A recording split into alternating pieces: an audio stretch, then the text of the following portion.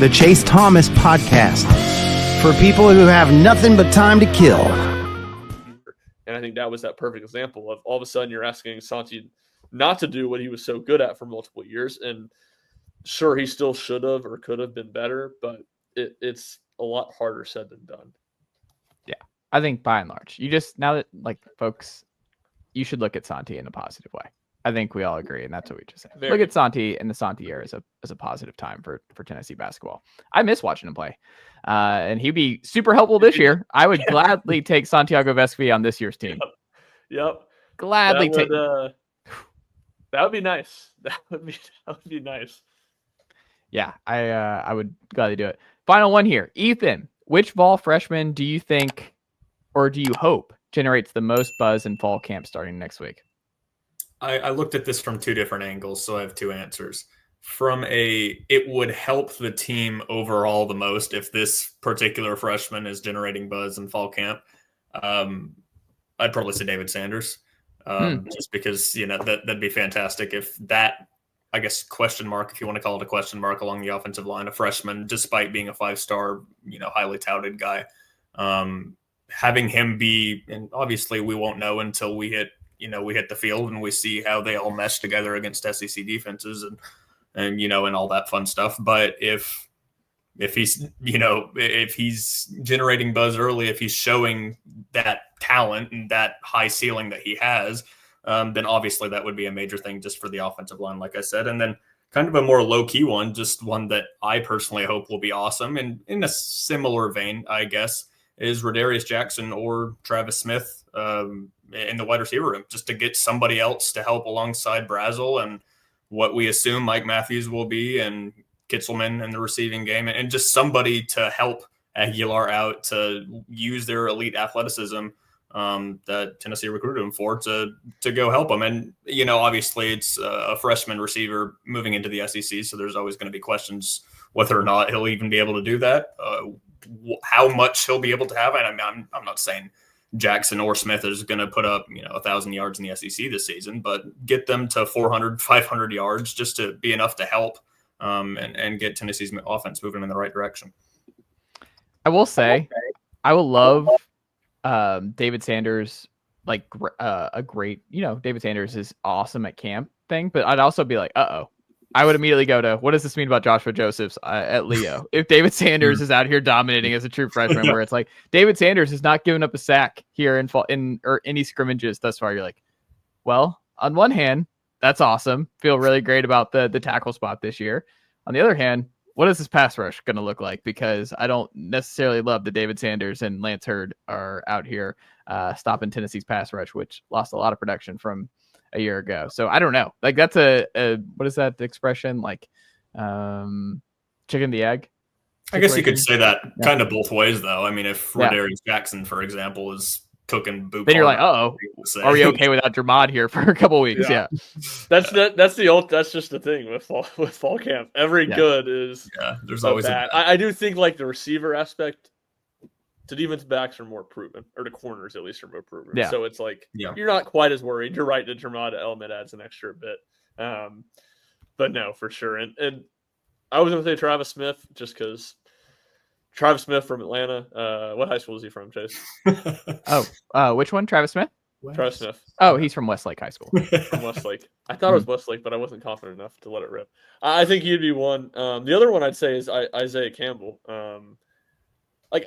It's a Rodney Garner group, so I'm not actually worried about it, but they're a little thin for my liking at defensive tackle, or just in the interior in general. So he would be one that, if he's the guy that they think can play some snaps, doesn't have to play a ton, doesn't have to be a star, but just contribute as a freshman, I think that would make me feel better about their depth on the defensive line. Yeah, I'm really curious how they handle it, because a lot to replace. We'll see where Nathan Robinson is health-wise. We'll see where the Josh Snell, the spring transfer interior guy, does he factor into the rotation? How big of a leap does David Hobbs take? Because I think he's going to get a lot of snaps in the interior, obviously. Yep. I wonder if they're going to have to slide somebody outside. And I wonder, because it seems like Isaiah Campbell's more of an interior guy, but he's a late 5-star addition who, by all accounts, I think Bryson Eason was speaking very glowingly about Isaiah Campbell in particular at SEC Media Days last week.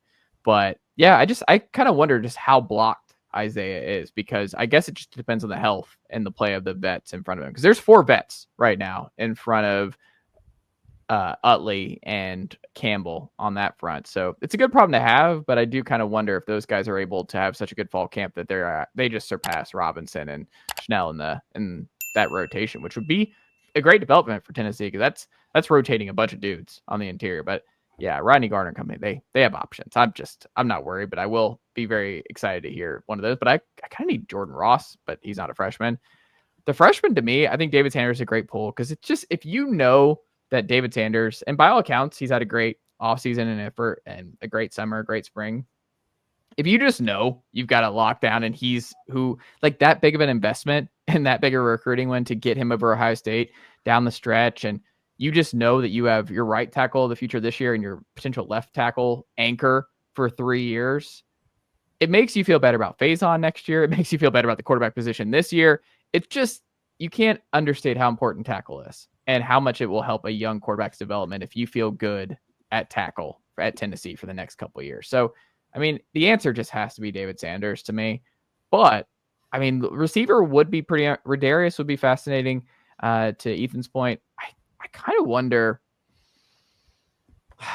I don't know, maybe Leo, maybe like Christian Gass and or Marion Dye. I don't know, because I just think you have so much unknown and uncertainty at Leo this year behind Josephs. I mean, Josephs has to be a big sack guy. Like, he has not been that yet. And by all accounts, like, PFF loves him and he's a good player, but he's got to be, the sack numbers have to rise, because there's not proven guys behind him. There's not, like, James Pierce is gone. Omar Nurman-Lott is gone. The big Tyler Barron is gone. The production at actually getting the quarterback down is gone. Doesn't mean you don't have capable guys, but like past production is gone. So I kind of wonder what that rotation is going to look like, because Caleb Herring has shown you nothing to this point, and he's going to have every opportunity. Jordan Ross hasn't shown you anything yet. He's got to show you something. Big time pedigrees, blue chip guys, but I don't know. I wonder if those freshmen are going to push them. I would say it would be worrisome if I was hearing a lot about Christian Gass and Marion Dye, because I think that would be a bad sign for what Caleb Herring and Jordan Ross are doing. And those are, if you're talking about guys that can actually step up there and be above average good SEC edge rushers next year, or this coming season, I don't think it's those freshmen. Who else might be the other one? Don't see that much. Maybe it's like a Trey Poteet at corner, just because you're just kind of thin there, and we don't know what Dermod's timeline is, and you might have to go young sooner rather than later. You don't know how quickly Colton Hood is going to get acclimated and ready to go. And I don't know, you might have to play a freshman if you get one more injury there. Yeah, I guess if you get another injury. And you want to feel comfortable at least one of these freshmen that can come in and help you a little bit. So maybe like if Trey Poteet has some buzz in fall camp, I'd feel pretty good. Yeah, I think to me that would continually be important. Nicely done, nephew. The Chase Thomas Podcast. Hell yeah.